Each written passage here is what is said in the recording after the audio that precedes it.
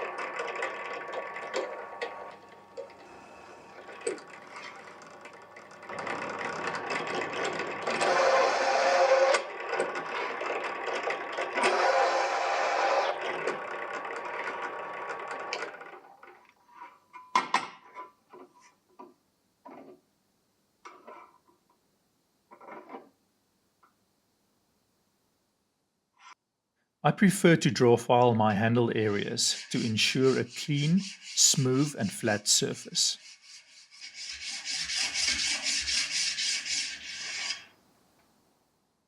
I use a permanent marker to mark and scribe the cutting edge center line, as well as where I need to grind the bevels.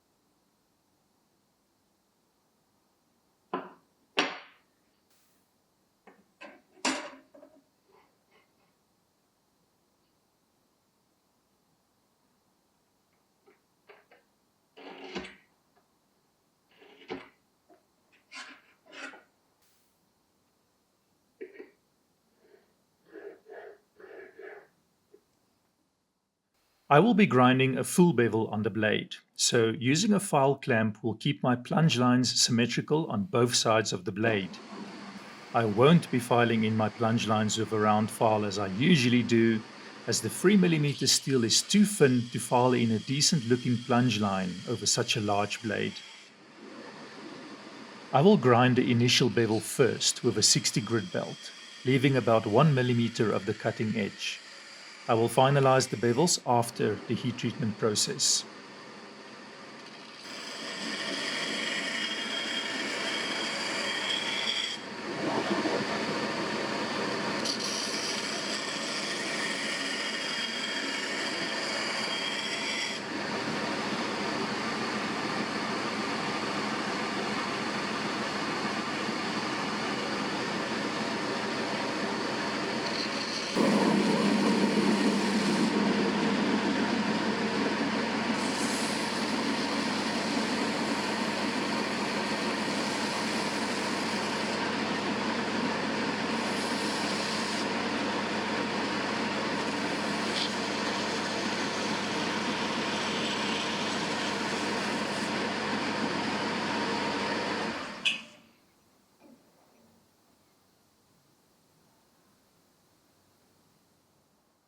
I want to do a differential heat treat on this blade to give it some character. To achieve that, clay needs to be applied to the spine to absorb the heat during the heat treatment, so that only the bevel area that is not covered in clay will harden once the blade is quenched. This creates a visual line on the blade distinguishing the hardened bevel from the softer spine. This is commonly referred to as a hamon, which originates from Japanese sword making. In order to apply the clay as evenly as possible, I use a quick cutout template to mark the area that needs to be covered on both sides of the blade.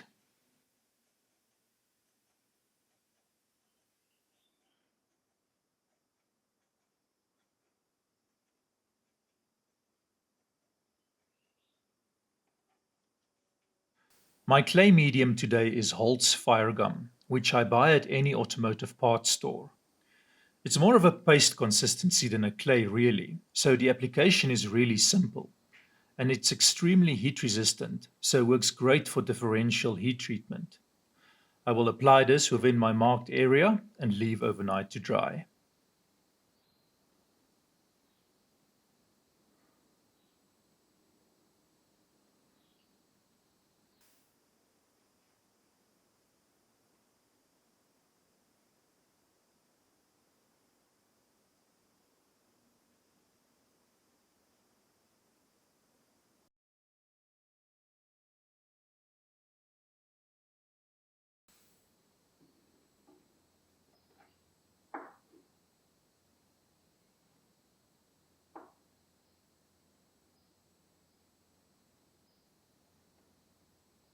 I decided afterwards to apply these individual dots. I'm just curious to see if I can get a more elaborate hamon pattern. The fire gum is dry, so it's time to fire up the forge and heat the blade until it reaches critical temperature and then quench. I always preheat my quenching oil before I heat treat a blade. I do this simply by heating up 2 scrap pieces of metal and quenching it.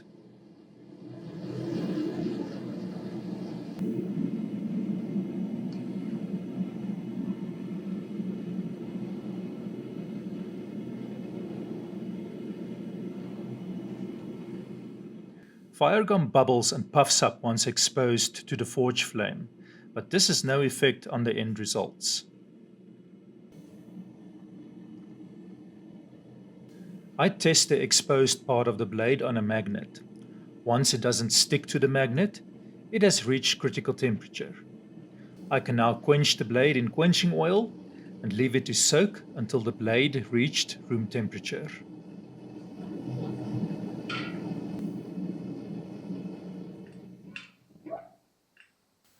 I can quickly test for hardness by running a file over the cutting edge. If the file skates off with a high-pitched screeching noise, I have a hardened blade. If the file bites and removes metal, I would need to anneal the blade and redo the hardening process. Next, I give the blade a rough cleanup and proceed to the tempering process. I temper the blade twice at 180 degrees Celsius for 2 hours per cycle. I'm aiming for a deep straw-colored blade once the process is completed. This tells me that my tempering temperatures fell within the correct margins.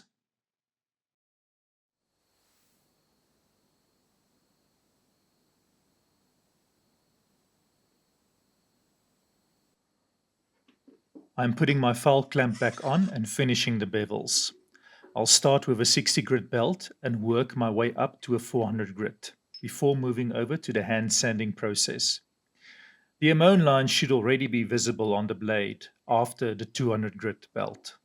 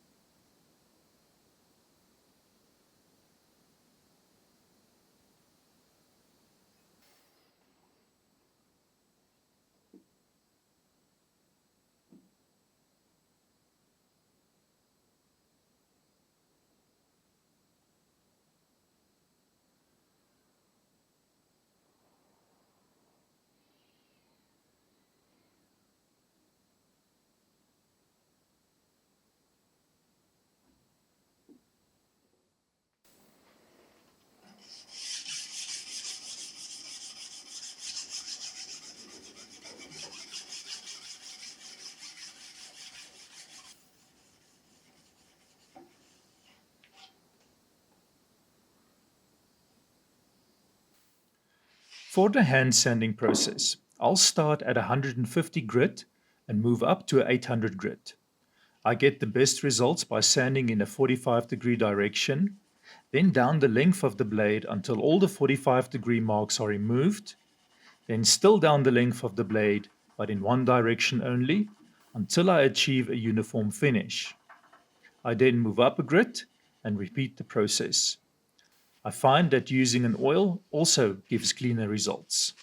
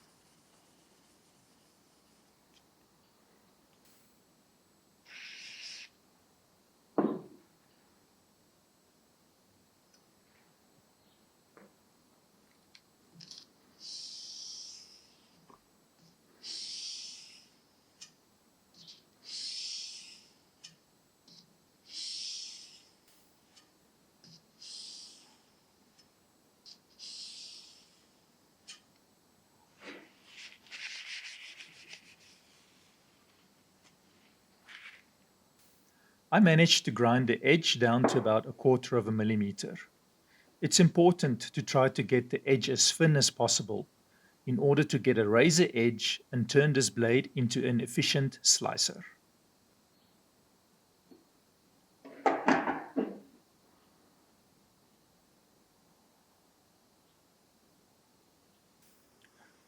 I use acetone to remove any oils and residues from the blade, and then dip it into ferric chloride to reveal the hormone line.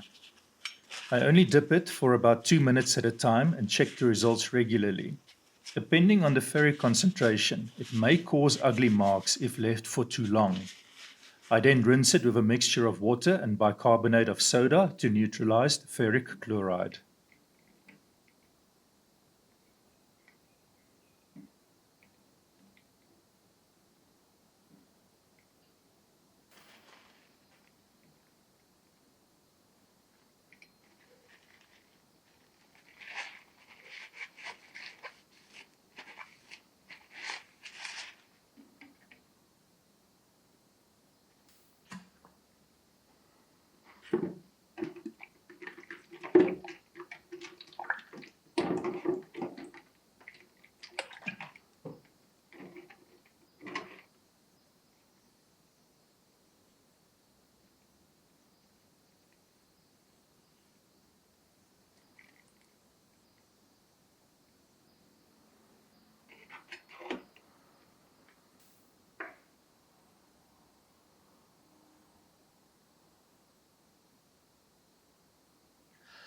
I need to polish the blade to remove the oxides from the ferric chloride and accentuate the dark hormone line. This whole process can be repeated to achieve a more dramatic look, but keep in mind that the results will always vary and there's no way of telling what the end result may be.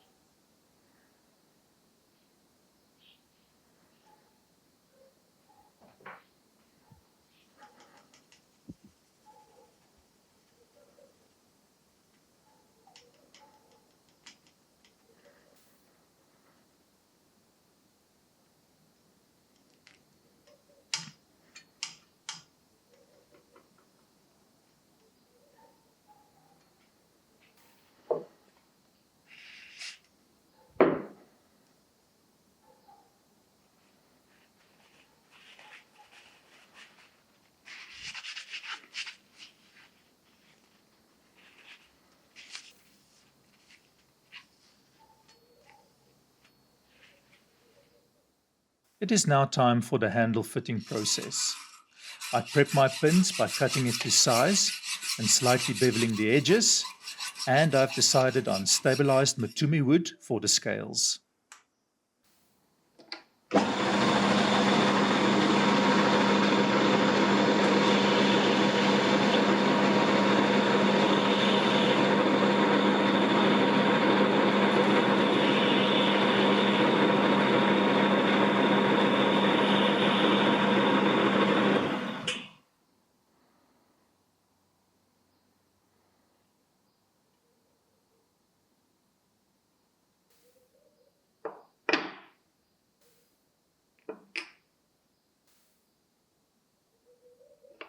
I use a drop of superglue to secure the wood to the knife handle.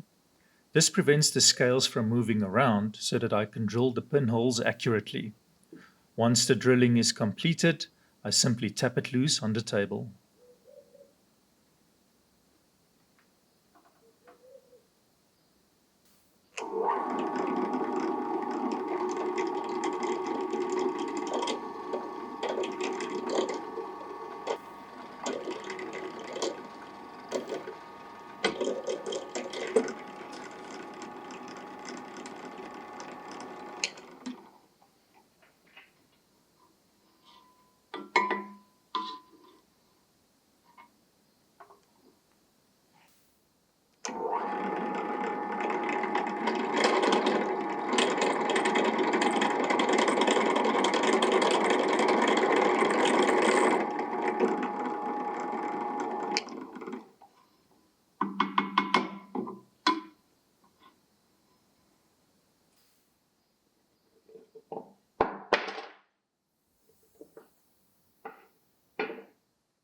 I then proceed to roughly shape the scales, but I do not grind it all the way to the metal at this stage.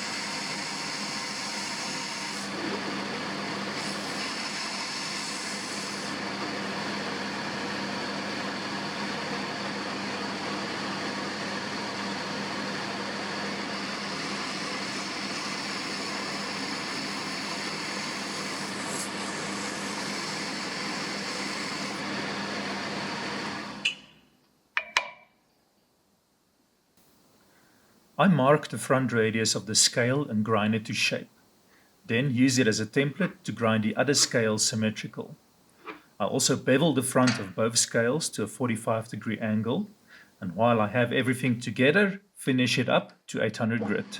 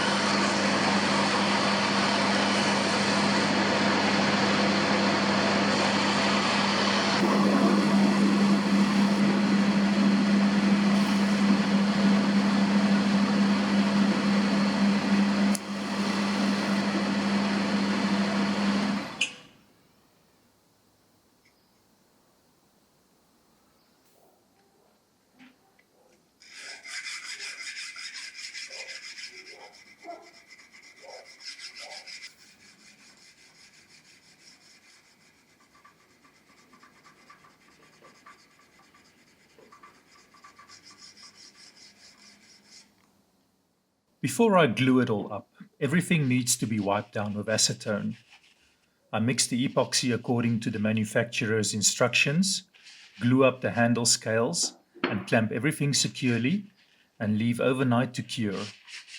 Earbuds dipped in acetone is a good way to clean up the excess epoxy from the front of the scales, as this will be hard to remove without scratching the blade once the epoxy is cured.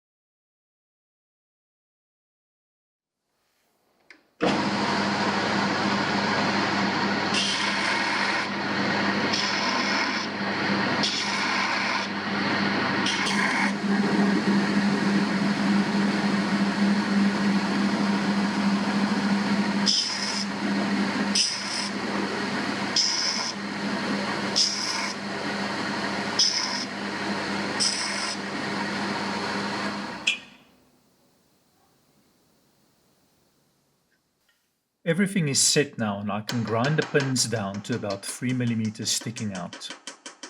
Using a small ball hammer, I peen the pins and grind off the excess.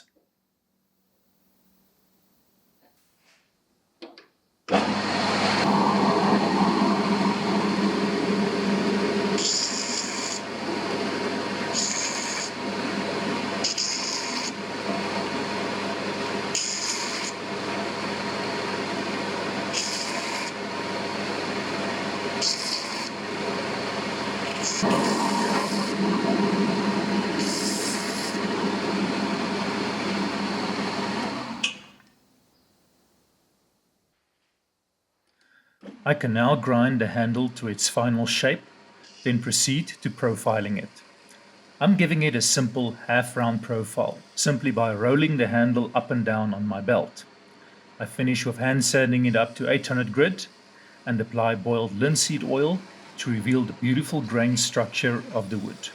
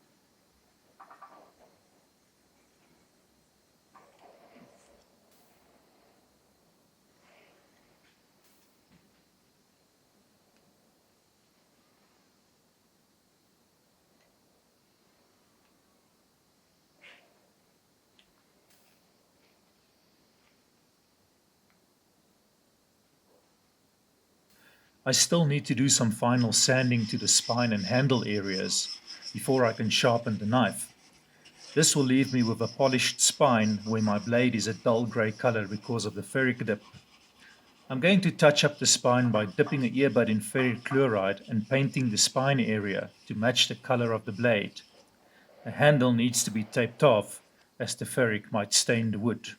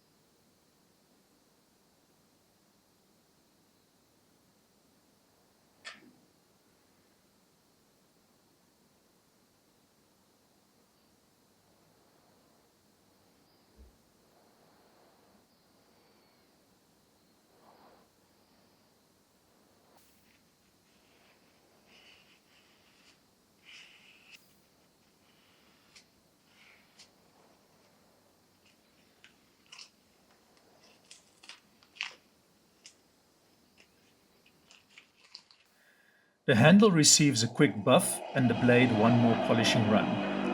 Applying a little oil after the polishing helps to remove the polish and oxides.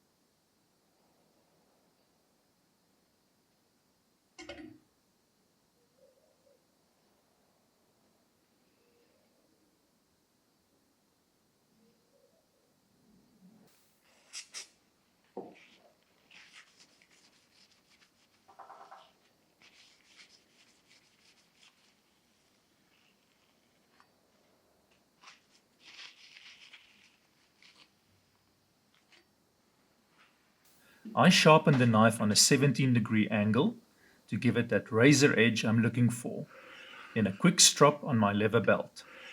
Applying a bit of buffing compound to the strop helps to polish the edge for the best results.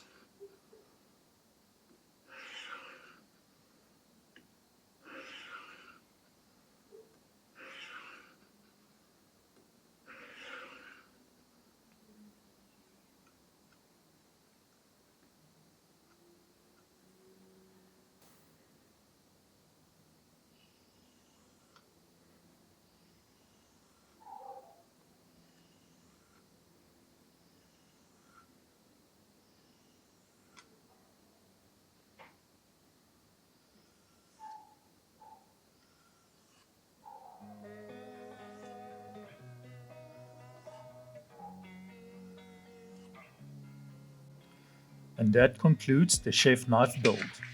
Thank you for joining me today.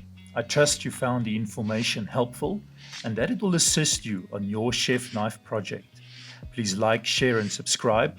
And until the next time, keep well and goodbye.